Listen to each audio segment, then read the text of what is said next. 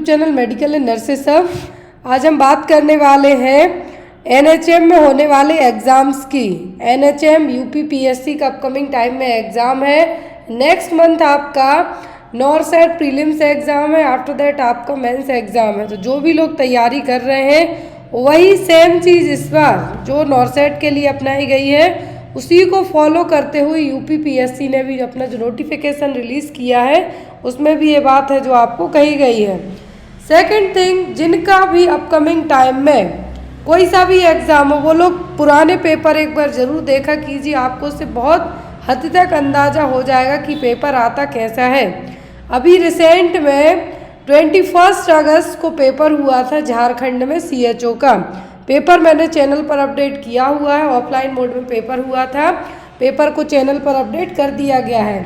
तो जो भी लोग पेपर को देख अपकमिंग टाइम में एग्ज़ाम देते हैं सीएचओ का या फिर एनएचएम का, तो वो लोग तो उस पेपर को ज़रूर देखना, कितना प्यारा और कितना इजी पेपर आया था। राजस्थान एनएचएम वाले ज़रूर उस पेपर को देखें, एमपी एनएचएम वाले देखें, क्योंकि अभी एनएचएम में आप लोगों के ही एग्ज़ाम है। जो भी लोग एग्ज़ाम देने वाले हैं मेरी रिक्वेस्ट है कि आप लोग पुराने पेपर एक बार ज़रूर देखा कीजिए।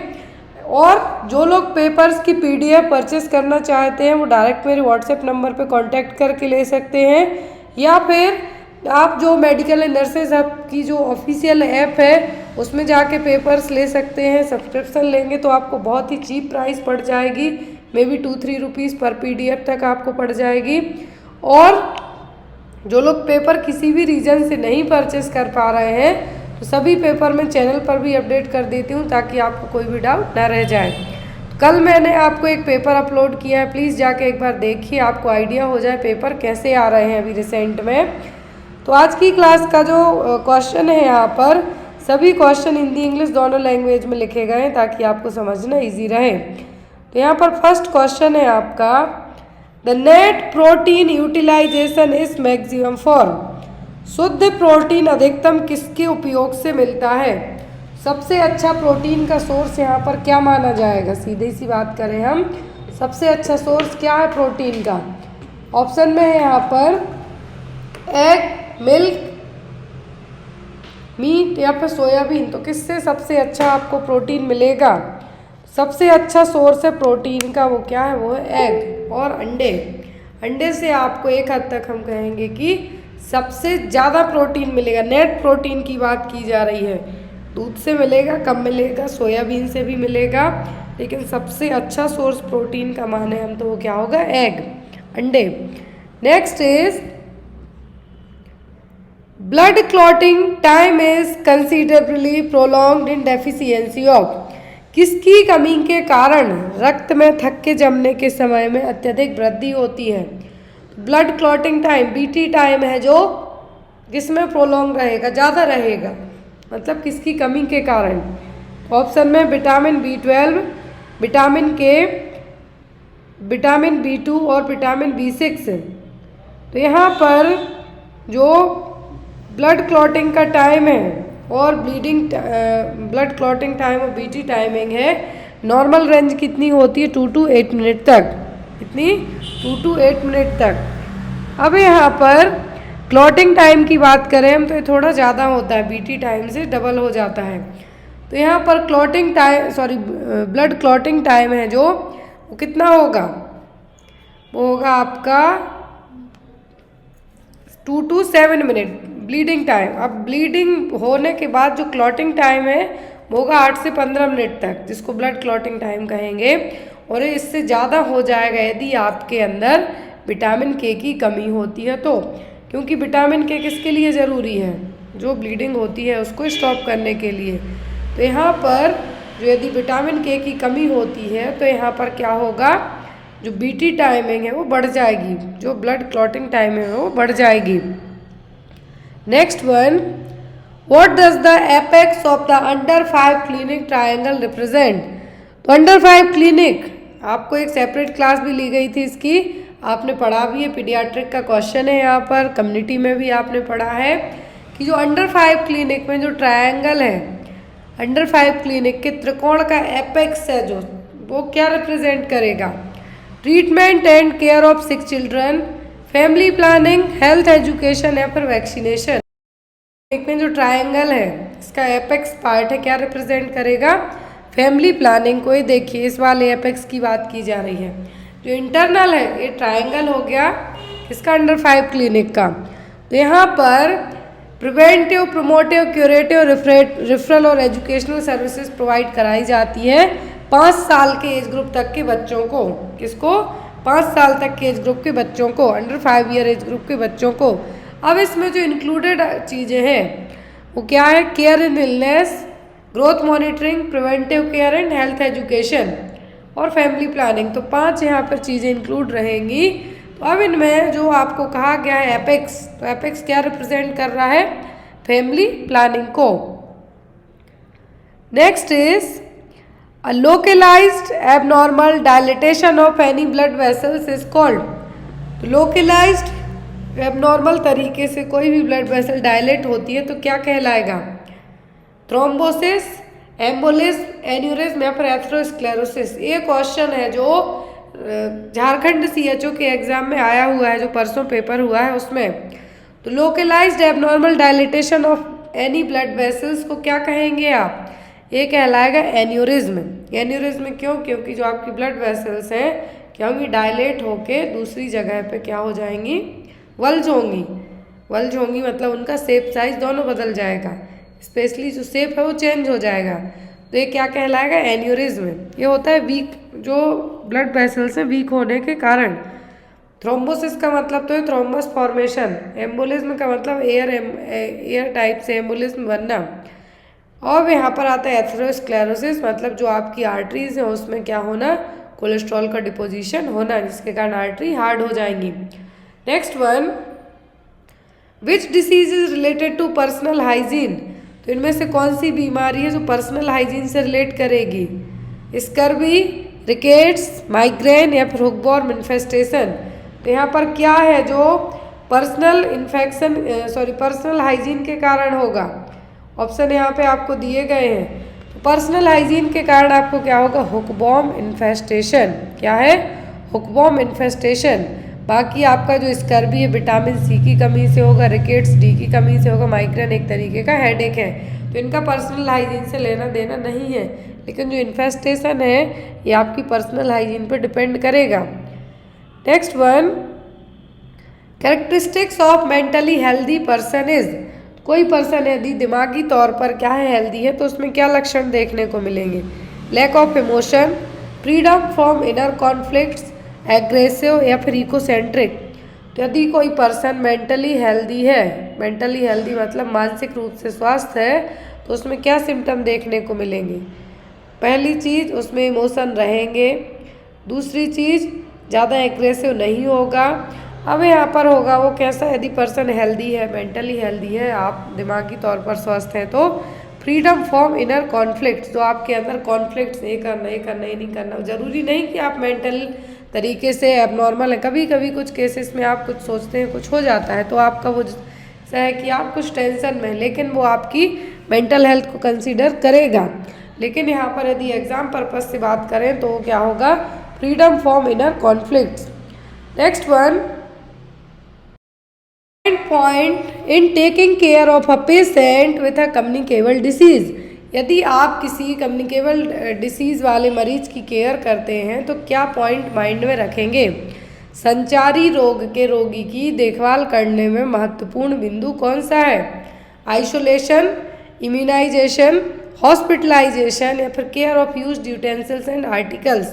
तो यदि आप किसी संचारी रोग वाला, मान लीजिए कोविड वाला ही हो गया, फ्लू वाला हो गया, तो यदि आप उसकी देखरेख करते हैं तो यहाँ पर क्या पॉइंट आपके माइंड में सबसे पहले आना चाहिए?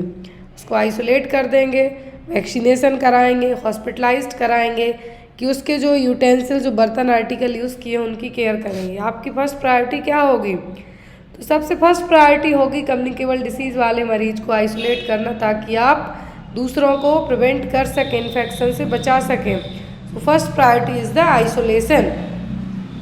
Next one, which of the following is an example of pandemic disease. तो इनमें से पैंडेमिक डिसीज का एग्जाम्पल कौन सा है? ग्वाइटर, कोलेरा, स्वाइन फ्लू या फिर अस्थमा। पैंडेमिक डिसीज मतलब कि लंबे लार्ज स्केल पर अफेक्ट करने वाली बीमारी, पूरे वर्ल्ड वाइड। कोविड हो चुका, प्लेग हो चुका, प्लेग को ब्लैक डेथ भी कहा जाता है। तो यहाँ पर जो पैंडेमिक डिसीज है इसका बेस्ट एग्जाम्पल क्या होगा, वो होगा यहाँ पर स्वाइन फ्लू। क्या है? Swine flu. उसी का मिलता जुलता जो वायरस है कोविड वायरस, तो फ्लू की तरह ही लक्षण आए थे। तो यहाँ पर पैंडेमिक का एग्जाम्पल होगा swine flu. Asthma, goitre, cholera ये एंडेमिक एपिडेमिक तक ही सीमित रहेंगे। अस्थमा ऐसा नहीं कि एक से दूसरे को, दूसरे से तीसरे को होगा। तो कभी भी कोई भी नॉन कम्युनिकेबल डिसीज़ पैंडेमिक नहीं होती है। एक चीज़ ध्यान रखें कि पैंडेमिक जो डिसीज़ है, महामारी है, वो नॉन कम्युनिकेबल डिसीज़ नहीं हो सकती क्योंकि एक से दूसरे को नहीं फैलेंगी। कोलेरा एंडेमिक एपिडेमिक तक हो सकता है, पैंडेमिक नहीं हो सकता। तो यहाँ पर जो एग्जाम्पल होगा वो क्या होगा, स्वाइन फ्लू। इसके लिए ड्रग ऑफ चॉइस पूछी जाती है तो वो क्या होती है, oseltamivir. Next one, which of the following is not an essential component of the medical case history. तो निम्नलिखित में से कौन सा चिकित्सीय मामले के इतिहास का एक आवश्यक घटक नहीं है, एसेंशियल कंपोनेंट नहीं है मेडिकल केस हिस्ट्री का। Habits of the patients, hobbies of the patient, past history या फिर ड्रग हिस्ट्री। अब आप बताइए कि एसेंशियल कंपोनेंट कौन सा नहीं है मेडिकल केस हिस्ट्री में। पहली चीज़, पर्सन की हैबिट्स के बारे में आप पता करेंगे। हैबिट्स क्यों? पर्सन शराब तो नहीं पीता है, गुटखा जर्दा तो नहीं खाता है, तंबाकू च्यू तो नहीं करता है, अल्कोहल तो नहीं लेता है। तो ये आपको हैबिट्स पता होनी चाहिए केस हिस्ट्री में जब आप पर्सन की केस हिस्ट्री लेते हैं। पास्ट हिस्ट्री, प्रीवियस उसको कुछ सर्जरीज वगैरह तो नहीं, कुछ मेडिसिन से एलर्जी तो नहीं है। ड्रग हिस्ट्री में आप ये पूछ सकते हैं कि वो कोई रिसेंट में मेडिसिन तो नहीं ले रहा है, हाई बीपी की प्रॉब्लम के लिए दवाई तो नहीं ले रहा, थायराइड के लिए तो नहीं ले रहा। तो ये सब चीज़ें मायने रखेंगी। लेकिन हॉबीज़, मरीज की क्या हॉबी है, ये आपकी मेडिकल हिस्ट्री में इंक्लूड नहीं होगा। उससे आप बेसिकली पूछ सकते, लेकिन मेडिकल केस हिस्ट्री का एसेंशियल कंपोनेंट नहीं होगा। तो आपका आंसर क्या होगा, hobbies of the patient. Next one is the, in general arterial oxygenation is satisfactory if SpO2 is greater than. तो सामान्य रूप से धमनी ऑक्सीजनीकरण संतोषजनक है अगर SpO2 लेवल कितने से अधिक है तो 60% से 70%, 80% और 90%।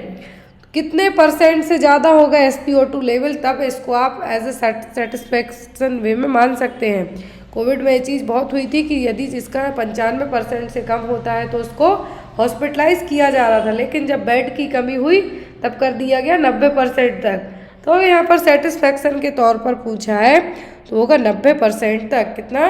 90% तक। जो आर्टेरियल ऑक्सीजनेशन है वो कितना होना चाहिए, 90% से ज़्यादा, जो कि एक सेटिस्फैक्ट्री वे में रहेगा। सबसे अच्छा माना जाता है 95 के ऊपर। Next one, ORS mainly contains. तो ORS में मुख्य रूप से क्या शामिल है, sodium and fructose, sodium and glucose, calcium and glucose या फिर कैल्शियम एंड फ्रक्टोज। तो सेम एज इसी तरीके के मिलते जुलते क्वेश्चन झारखंड CHO में, राजस्थान CHO में, MP CHO, MP ANM में आ चुके हैं। अब इस बार राजस्थान और MP NHM का पेपर है तो उसमें भी ये क्वेश्चन आपको आ सकते हैं। पेपर का फॉर्मेट जैसा आपको झारखंड CHO को रहा है वैसा रहेगा, हिंदी इंग्लिश दोनों में। तो ORS में मेनली क्या रहेगा, ORS में रहेगा सोडियम एंड ग्लूकोज। ORS का आपको फुल फॉर्म, ORS में क्या क्या कंपोनेंट है मेनली एक्सेप्ट करके क्वेश्चन आपको पूछा जाता है। ORS कितने टाइम के बाद यूज़ नहीं करना है, तो 24 घंटे के बाद। ORS यूज़ क्यों किया जाता है, डिहाइड्रेशन को मैनेज करने के लिए। Next one is, tocolytic drugs are such drugs which cause. तो टोकोलाइटिक ऐसी दवाएं हैं जो कि increase the GI mortality, increase uterine mortality, reduce uterine mortality या फिर reduce the GI mortality. Tocolytic drugs क्या है, टोकोलाइटिक ड्रग्स ऐसी ड्रग हैं जो क्या करेंगी, तो टोकोलाइटिक्स एजेंट और टोकोलाइटिक ड्रग्स क्या करती हैं, यूट्राइन मोर्टेलिटी को कम करती हैं। क्या करती हैं, यूट्राइन मोर्टेलिटी को कम करती हैं। और टोकोलाइटिक एजेंट तब दिए जाते हैं जब किसी को प्रीटर्म लेबर पेन होने लगा, मतलब टाइम के पहले यदि प्रीटर्म लेबर पेन होते हैं तो टोकोलाइटिक एजेंट दिए जाते हैं। क्यों? क्योंकि ये थोड़ा जो यूट्राइन मोटिलिटी है उसको कम करें। यूट्राइन मोटिलिटी कम होगी तो जो प्रीटर्म डिलीवरी होने वाली है उसको थोड़ा सा कुछ शॉर्ट टर्म के लिए 1-2 दिन के लिए क्या किया जा सकता है, पोस्टपोन किया जा सकता है। तो यदि आपको टाइम के पहले लेबर आते हैं, आपकी प्रेगनेंसी में लेबर पेन आते हैं, तब टोकोलाइटिक एजेंट्स यूज़ किए जाते हैं ताकि यूट्राइन मोटिलिटी को कम किया जा सके और जो प्रीटर्म लेबर होने वाला उसको थोड़ा सा आगे बढ़ाया जा सके। तो प्रीटर्म लेबर के केसेस में टोकोलाइटिक एजेंट हैं जो एडमिनिस्टर किए जाते हैं। Next one, feeding jaggery with lemonade is the first aid for which of the following. नींबू पानी के साथ गुड़ खिलाना निम्नलिखित में से किसका प्राथमिक उपचार है? डायरियल डिसीज का, मिल्क फीवर का, काउपॉक्स या फिर एंथ्रेक्स का। तो नींबू पानी के साथ गुड़ खिलाया जाता है। किस में खिलाएंगे आप नींबू पानी के साथ गुड़? तो यहाँ पर काउपॉक्स, एंथ्रेक्स, मिल्क फीवर में नहीं देंगे, आप देंगे डायरिया वाले में। क्यों? क्योंकि पर्सन को यदि आपने गुड़ दिया तो ग्लूकोज की कमी पूरी हो जाएगी और नींबू पानी दिया तो सिट्रस और सोडियम की कमी पूरी हो जाएगी। तो डायरियल डिसीज़ में क्या करेंगे आप? लेमनेड के साथ साथ फीडिंग जो गुड़ है वो खिलाएंगे तो क्या होगा? डायरियल डिसीज़ का एज इन इलेक्ट्रोलाइट भी आपका मैनेज रहेगा और पर्सन को डिहाइड्रेट से भी बचा सकते हैं। Next one is the what is the first thing to do in case of bleeding wound of leg due to accident. दुर्घटना के समय पैर में खून बहने वाला घाव होने पर सबसे पहले क्या करना चाहिए? फर्स्ट एड क्वेश्चन है, व्हाट शुड यू डू। यदि ब्लीडिंग हो रही है किसी को पैर में एक्सीडेंट के कारण तो आप क्या करेंगे? Apply pressure at some pressure points, elevate the wound site, apply direct pressure at bleeding point which is clean sterile dressing, apply a bulky dressing to absorb the blood. तो यहाँ पे आप क्या करेंगे? यदि किसी को ब्लीडिंग होती है तो आपका जो ब्लीडिंग वाले केसेस में सबसे पहली प्रायोरिटी होती है कि जहाँ से ब्लीडिंग हो रही है उस पर डायरेक्ट प्रेशर लगाना है, वो भी स्टेराइल और क्लीन ड्रेसिंग के साथ में, ताकि पर्सन को इन्फेक्शन भी ना हो सके। तो यहाँ पर आपका आंसर क्या होगा? Apply direct pressure at bleeding point with a clean और स्टेराइल ड्रेसिंग, ताकि आप ब्लीडिंग को भी स्टॉप कर सकें और पर्सन को इन्फेक्शन से भी बचा सकें। First aid apply after burn depends on the. जलने के बाद लगाया जाने वाला प्राथमिक उपचार किस चीज़ पर निर्भर करता है? Depth of the skin damage, gender of the wounded person, distance from the first aid centre, available ointment and medicine. तो यदि आप किसी को फर्स्ट एड केयर देते हैं जलने के बाद, तो यदि उसको बर्न हुआ है, जला है, तो किस चीज़ पे डिपेंड करेगा कि पर्सन के जेंडर पर, कि मेल है कि फीमेल है, कितना डिस्टेंस है फर्स्ट एड सेंटर से, कि आपके पास क्या मेडिसिन और क्या ऑइंटमेंट अवेलेबल है, किस चीज़ पे डिपेंड करेगी ये चीज़। तो पहली चीज़, यदि किसी को बर्न वाला मरीज की बात करते हैं आप, तो यहाँ पर डिपेंड करेगा कि पर्सन कितना बर्न है, फर्स्ट डिग्री बर्न है, सेकंड है कि थर्ड है।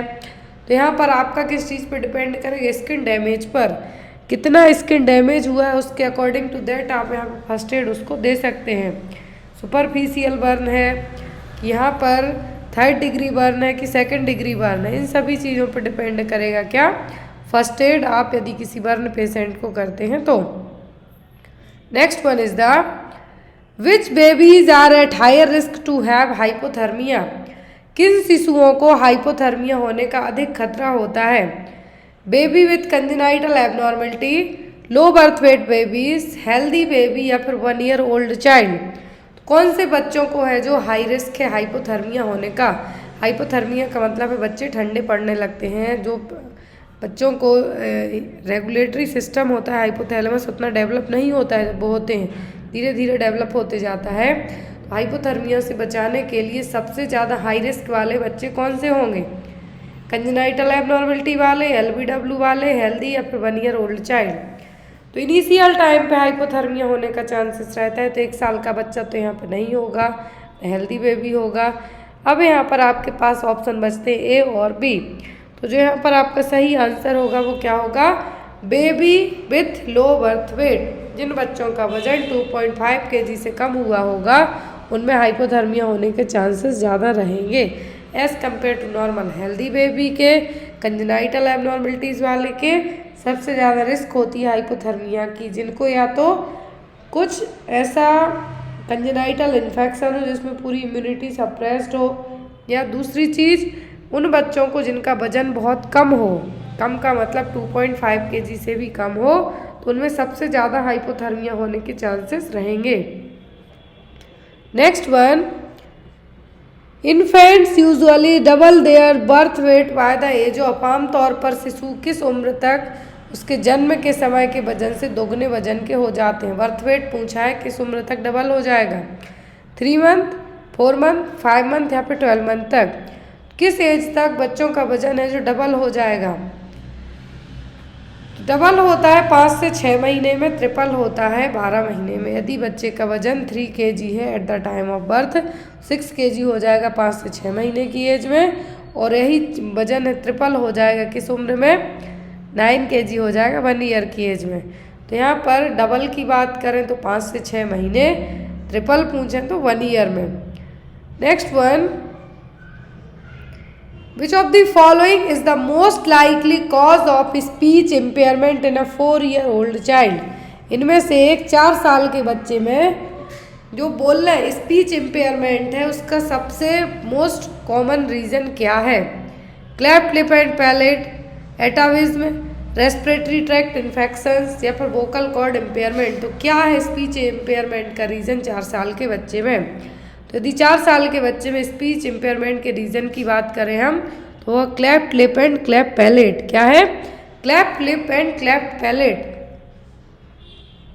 Next one is the which of the following should be first done in a patient lying down after a road traffic accident? तो यदि एक सड़क यातायात दुर्घटना के बाद नीचे लेटे हुए मरीज में निम्नलिखित में से कौन सा सबसे पहले करेंगे आप? Establish the responsiveness, start chest compression, start mouth breathing या फिर चेक द पल्स रेट? सबसे पहले आप क्या चेक करेंगे? यदि कोई मरीज रोड ट्रैफिक एक्सीडेंट वाला मिल जाता है तो आपकी फर्स्ट प्रायोरिटी होगी रिस्पॉन्सिवनेस चेक करना। क्या है? Establish the responsiveness. आपको ये चेक करना है कि मरीज कितना रिस्पॉन्ड कर रहा है, जिंदा है भी या नहीं, ये सब चीज़ें आपको यहाँ पे चेक करना है। तो आपका आंसर क्या होगा? Establish the responsiveness. Next one is the when should a baby start breast feeding after birth? ये जन्म के बाद बच्चे को स्तनपान कब शुरू करना चाहिए? Within 2 hour, within half hour, next day या फिर a week later? Breast feeding after birth है जो 30 मिनट और as soon as possible start किया जाता है। तो आपका आंसर क्या होगा? विदिन हाफ आवर और 30 मिनट या फिर as soon as possible. What did UNICEF and NCERT include in sex education? तो यूनिसेफ और NCERT की जो आप बुक्स पढ़ते हैं तो उनमें सेक्स एजुकेशन को लेके क्या इंक्लूड किया गया है? Social etiquettes, taking care of feeling and emotion, cognitive development और information about sexually transmitted disease. तो जो यूनिसेफ है और NCERT है, ये आपकी जो बुक्स वगैरह आती हैं स्पेशली 10 तक की बुक, उसमें आपका जो सिलेबस रहता है उसमें NCERT यूनिसेफ इंक्लूड करता है कुछ चीज़ें। यहाँ पर NCERT ने और यूनिसेफ ने क्या मिलके सेक्स एजुकेशन को लेके इंक्लूड किया है? तो information about sexually transmitted disease. क्या है? इन्फॉर्मेशन, जानकारी मिलना, उन बच्चों को, एडोलसेंट एज ग्रुप के बच्चों को जानकारी मिलना कि जितनी भी सेक्सुअली ट्रांसमिटेड डिसीज़ है वो होंगी कैसे और आप उनसे बच कैसे सकते हैं, तो वो सब चीज़ें यहाँ पे इंक्लूड की जाएंगी। Next one is the regularly timed episodes of bleeding that are excessive in amount are called. नियमित रूप से अत्यधिक रक्तस्राव का प्रकरण क्या कहलाता है? पॉलीमेनोरिया, इसमें तो बहुत ज़्यादा ब्लीडिंग होती है, मेट्रोरेजिया, मेनोरेजिया, फिर मेनोमेट्रोरेजिया। एपिसोड, रेगुलर आपके जो पीरियड्स आते हैं, regularly timed episodes of bleeding, मतलब आपके जो पीरियड्स हैं लेकिन उसमें ब्लीडिंग बहुत ज़्यादा हो रही है तो वो कहलाता है मेनोरेजिया। क्या है? मेनोरेजिया। मेट्रोरेजिया का मतलब महीने में 2 बार तक पीरियड्स का आ जाना। अब मेनोमेट्रोरेजिया में महीने में 2 बार पीरियड्स आते हैं लेकिन उसमें बहुत हैवी ब्लीडिंग होती है तो वो क्या कहलाएगा, मेनोमेट्रोरेजिया। लेकिन यहाँ पर ब्लीडिंग का ही है आपके जो टाइमली एपिसोड्स रेगुलर पीरियड्स हैं उसमें, तो वो कहलाएगा menorrhagia. Next one, early pregnancy is maintained by, प्रारंभिक गर्भावस्था बनाए रखता है क्या, placenta, corpus luteum, Graafian follicles या फिर सेकेंडरी oocyte। तो अर्ली प्रेगनेंसी कौन मेंटेन करके रखता है, कार्पस ल्यूटियम। क्या है, कार्पस ल्यूटियम। कार्पस ल्यूटियम कैसे, क्योंकि ये प्रोजेस्टेरॉन हार्मोन रिलीज करेगा और इनिशियल प्रेगनेंसी के लिए प्रोजेस्टेरॉन की ज़रूरत बहुत ज़्यादा होती है। आफ्टर दैट प्लेसेंटा अपना हार्मोन खुद से बनाने लगेगा, लेकिन शुरुआती तौर पर अर्ली प्रेगनेंसी में ये काम कौन करेगी, ओवरी की corpus luteum. Next one is the average weight of human placenta at term is, तो एट टर्म मतलब 37 वीक की प्रेगनेंसी है तो प्लेसेंटा का वजन कितना होगा, 500 ग्राम, 1000 ग्राम, 2000 ग्राम या फिर 1500 ग्राम। तो ह्यूमन प्लेसेंटा के एवरेज वेट की बात की जाए तो यदि यहाँ पर आपको 1/6 होता है तो आप उसको मार्क कर सकते हैं, मतलब एक हिस्सा प्लेसेंटा का तो 6 गुना ज़्यादा बच्चे का वजन होगा, 1/6 ऑफ द बेबी वेट। तो यहाँ पर प्लेसेंटा का वजन कितना होगा, 500 ग्राम तक। एक टर्म हेल्दी प्लेसेंटा का वेट कितना होगा, 500 gram. Next one, how does a nurse identify true labour as opposed to false labour, तो फॉल्स लेबर के विपरीत एक नर्स ट्रू लेबर को कैसे पहचानेगी। Cervical dilatation is progressive, contraction stop when the client walks around, contraction progress only in a side line position, contraction occurs immediately after the membrane rupture. तो यहाँ पर true labour pain का sign क्या होगा, यदि फॉल्स लेबर पेन और true labour pain में आपको डिफरेंस पता होगा तभी आप आंसर दे पाएंगे। ट्रू लेबर पेन में जो कॉन्ट्रैक्शन होते हैं बहुत फास्ट आते हैं, फिर धीरे धीरे इंटेंसिटी के साथ साथ फ्रिक्वेंसी भी बढ़ती जाएगी उनकी। दूसरी चीज़ इसमें सर्विक्स प्रोग्रेसिवली रहेगी, मतलब डायलेट होती जाएगी, स्टॉप नहीं होगी। और तीसरी चीज़ यहाँ पर एम्नियोटिक मेम्ब्रेन रप्चर होगी। तो यहाँ पर आपका ऑप्शन में है कि cervical dilatation is progressive, contraction stop होते हैं जब आप वॉक करेंगे, तो फॉल्स लेबर पेन का साइन हो गया। साइड लाइन पोजीशन में जाते हैं तो कॉन्ट्रैक्शन आने लगेंगे, तो ऐसा भी नहीं है। अब यहाँ पर आपका जो आंसर होगा वो क्या होगा, वो होगा कि सर्वाइकल डायलेटेशन कैसा है, progressive. Cervix first stage of labour को क्रॉस करेगी कब, जब पूरा 10 सेंटीमीटर सर्विक्स डायलेट हो जाएगा। तो क्या है, defence mechanism, stress management, flight response या फिर सुपर ईगो, ये कहलाएगा आपका डिफेंस मैकेनिज्म। क्या है, डिफेंस मैकेनिज्म। डिफेंस मैकेनिज्म बहुत सारे टाइप की होती हैं तो आपको एग्जाम में आ सकती हैं।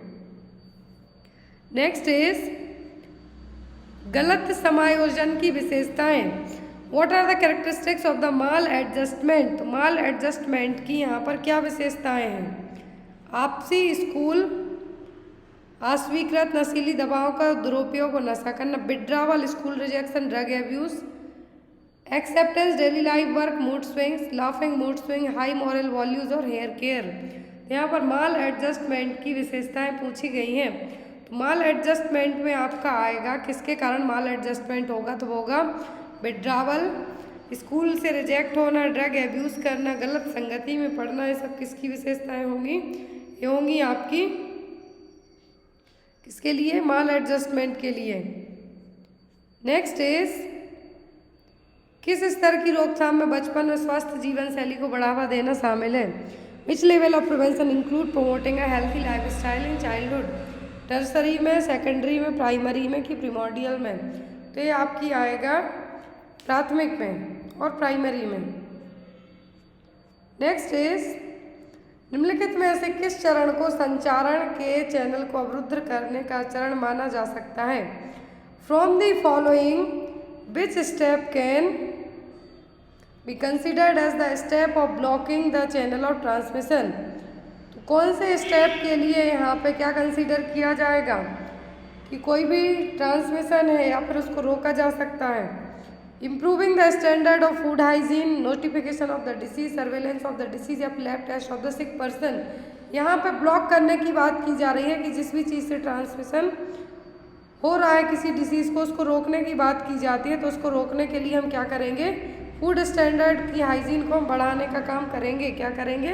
ट्रांसमिशन रोकना है किसी भी बीमारी का, तो आपको यहाँ पे क्या करना है? ट्रांसमिशन किसी भी प्रॉब्लम का, तो आपको क्या करना है? Improving the standard of food hygiene.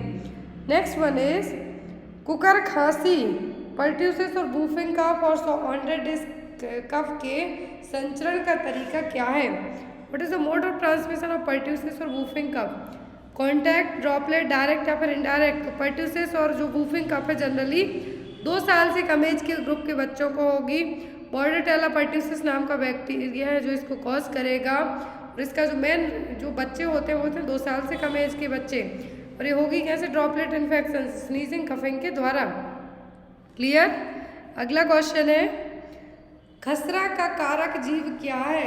Causative organism of measles, streptococcal bacilli, E coli, gram negative streptococcal bacilli, single standard enveloped RNA virus में 1 serotype.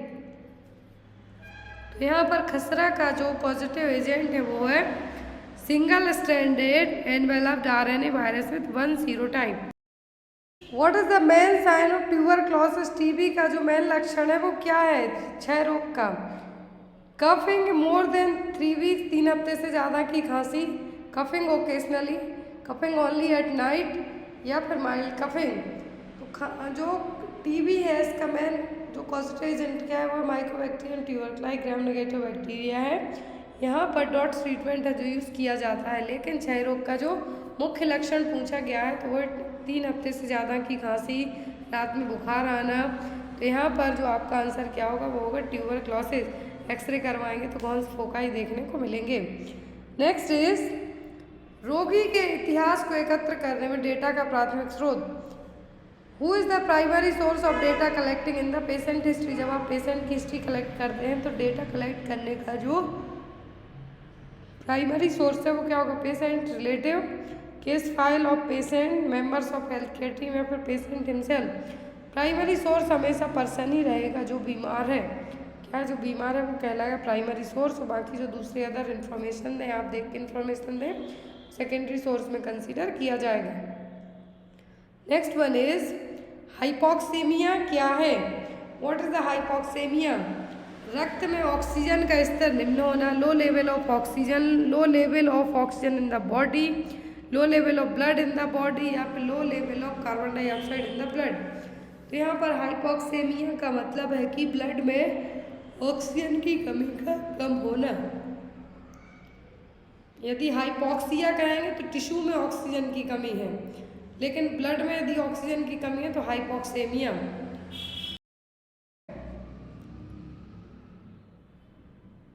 For assessing the lung sound during physical examination which method is used?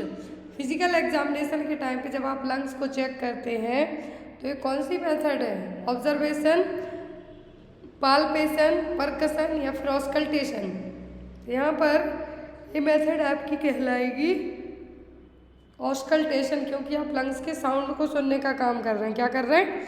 Lungs के sound को सुनने का काम कर रहे हैं। तो यहाँ पर आपका आंसर क्या होगा? ऑस्कल्टेशन।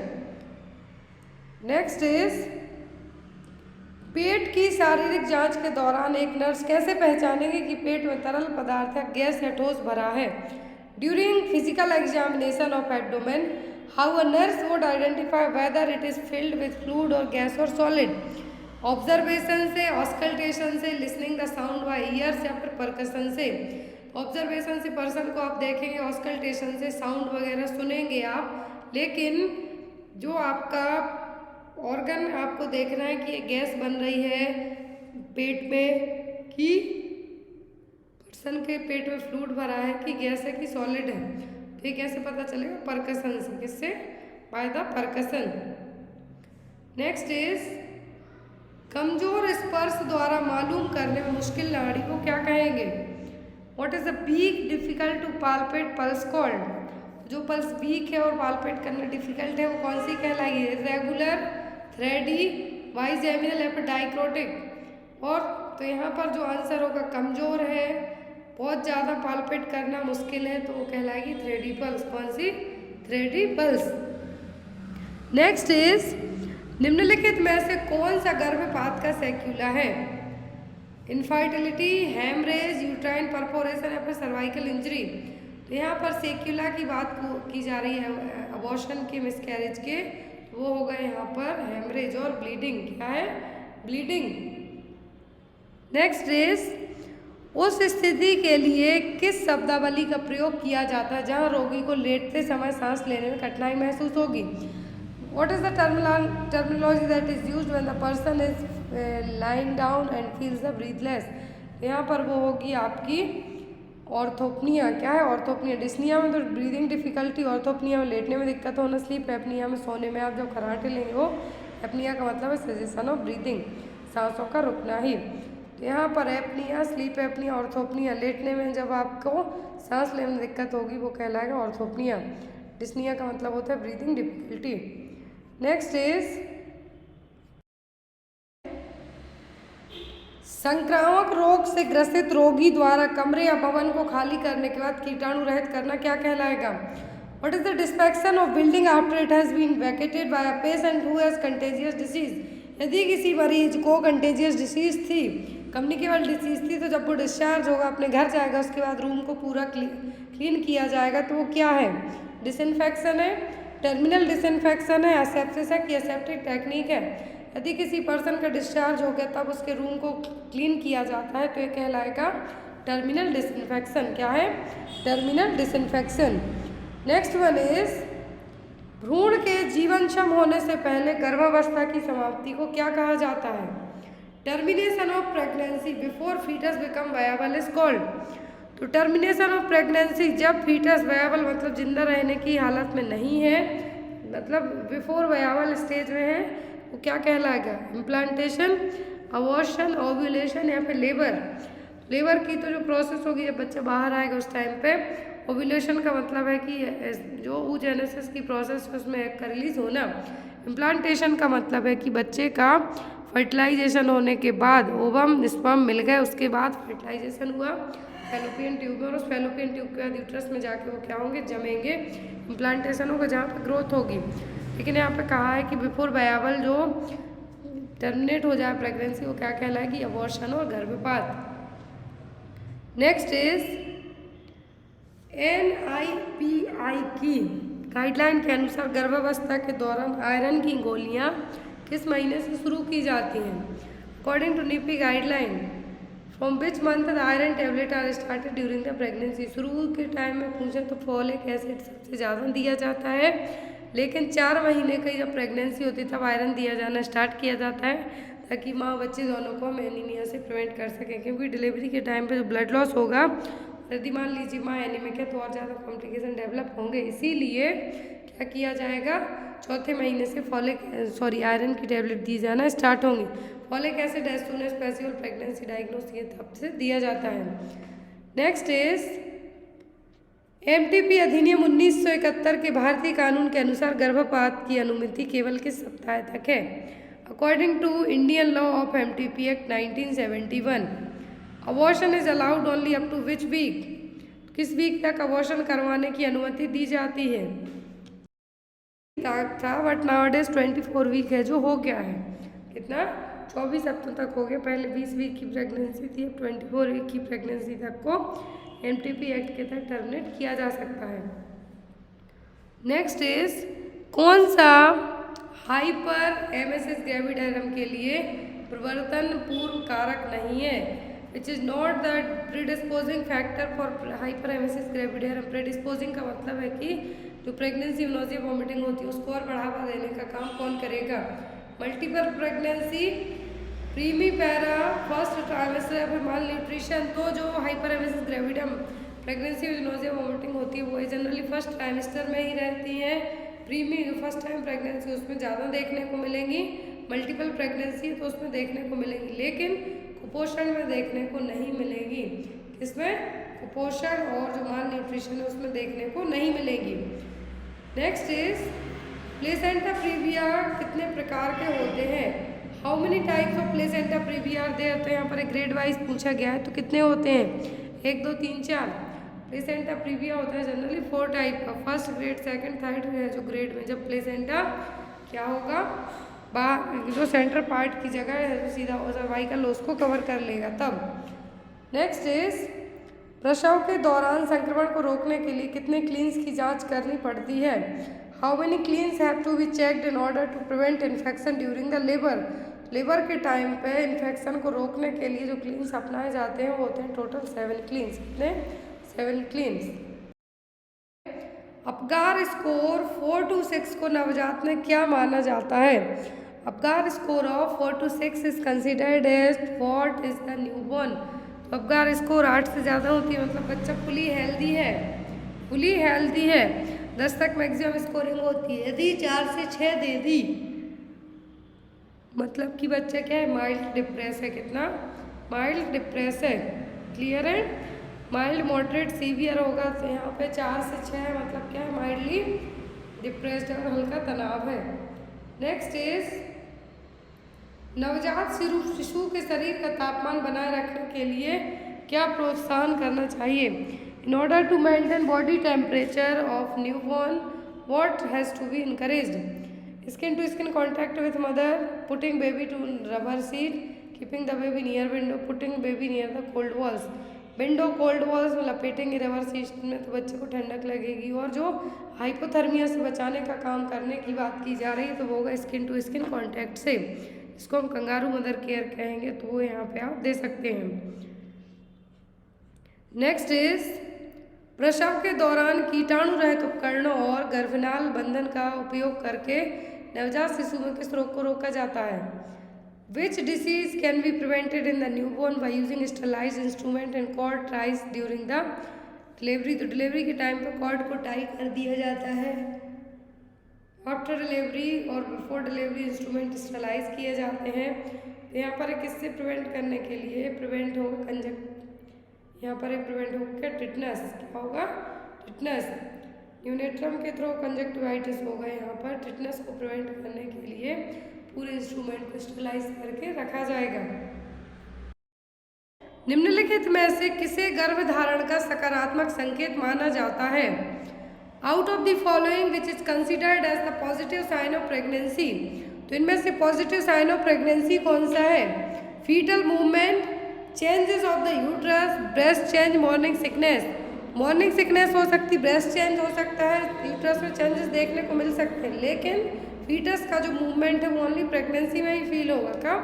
प्रेगनेंसी में ही फील होगा। तो पॉजिटिव साइन ऑफ प्रेगनेंसी क्या है? Fetal movement. Next is partograph में गर्भाशय का फैलाव किस प्रतीक द्वारा दर्शाया गया है? In partograph dilatation of uterus is depicted by which symbol? X, Y, Z या फिर ए? तो जो सिंबल अपनाया गया है वो है एक्स। कौन सा? Symbol x. नेक्स्ट इज बच्चे की डिलीवरी प्रसव के किस चरण में होती है? Delivery of the baby happens in which stage of labour? कौन सी स्टेज में डिलीवरी होगी? फर्स्ट, सेकंड, थर्ड या फिर फोर्थ में? बच्चे की डिलीवरी प्रसव के दूसरे चरण में होती है। किसमें? सेकंड स्टेज ऑफ लेबर में। पहली में तो सर्विक्स का डायलिटेशन होगा, दूसरे में बच्चा बाहर आएगा, तीसरे में प्लेसेंटा बाहर आएगा और चौथी स्टेज में आप ऑब्जर्व करेंगे माँ और बच्चे को। नेक्स्ट इज निम्नलिखित में से कौन प्रसव के चौथे चरण के संबंध के रूप में नहीं दिया जाता? Which of the following is not done as the management of fourth stage of labour? Fourth stage of labour में क्या है जो नहीं किया जाता? पेरिनियल वॉश दी जाती है माँ को, assist for bleeding pulse and BP तो ये भी चेक किया जाता है, to observe mother skin colour and body condition तो ये भी चेक किया जाएगा, लेकिन to assist placenta and umbilical cord तो चौथी फेज में प्लेसेंटा और अम्बिलिकल कॉर्ड को आप क्या मैनेज करेंगे? क्योंकि ये तो ऑलरेडी बाहर आ गए हैं। क्या है? तो ऑलरेडी बाहर आ गए हैं तीसरी फेज में ही। तो यहाँ पे आपका आंसर होगा to assist placenta and umbilical cord. Next is oligohydramnios क्या है? What is the oligohydramnios? Amniotic द्रव 1500 मिलीलीटर से अधिक है, एमनियोटिक द्रव 1500 मिलीलीटर से कम है, एमनियोटिक द्रव 300 मिलीलीटर से कम है या फिर एमनियोटिक द्रव 300 ml से अधिक है। तो यहाँ पर ओलिगोहाइड्रोमनियस में जो एमनियोटिक फ्लूइड का लेवल होता है वो 300 से 500 ml तक के बीच में कम चला जाए। तो यहाँ पर भी वही होगा, ओलिगो मतलब कमी होगा, ये पॉली कहते हैं तो 2000 ml से ज़्यादा हो गया। तो एमनियोटिक द्रव है जो फ्लूइड है ये कितना है? 300 ml से भी कम है। नेक्स्ट इज गर्भावस्था के 36वें सप्ताह में गर्भाशय को शरीर के किस अंग में पहुंचता है? At 36 week of pregnancy uterine fundus reach which part of the body? Symphysis pubis, xiphisternum, between umbilicus and xiphisternum, या फिर नाभि। 36 वीक की प्रेगनेंसी में जो बॉडी पार्ट है कहाँ तक यूटेराइन फंडस किस बॉडी पार्ट तक पहुँचेगी? एक्सिफेस स्टर्नम तक, मतलब चेस्ट तक, जो स्टर्नम का सबसे लोअर पार्ट है वहाँ तक। नेक्स्ट इज पेल्विक नस में दबाव के कारण गर्भावस्था में आमतौर पर कौन सा संकेत मिलता है? Due to pressure in the pelvic vein which sign is usually found in pregnancy? Backache, varicose vein, constipation या फिर हार्टबर्न। जो साइन देखने को मिलता है वो होगा वेरिकोज वेन। क्या है? Varicose vein. Next is placenta पूरी तरह से किस सप्ताह में बनता है? 6, 8, 10 या फिर 12? क्वेश्चन है at which week placenta is completely form? तो प्लेसेंटा जनरली बनता है कब? 12 सप्ताह में।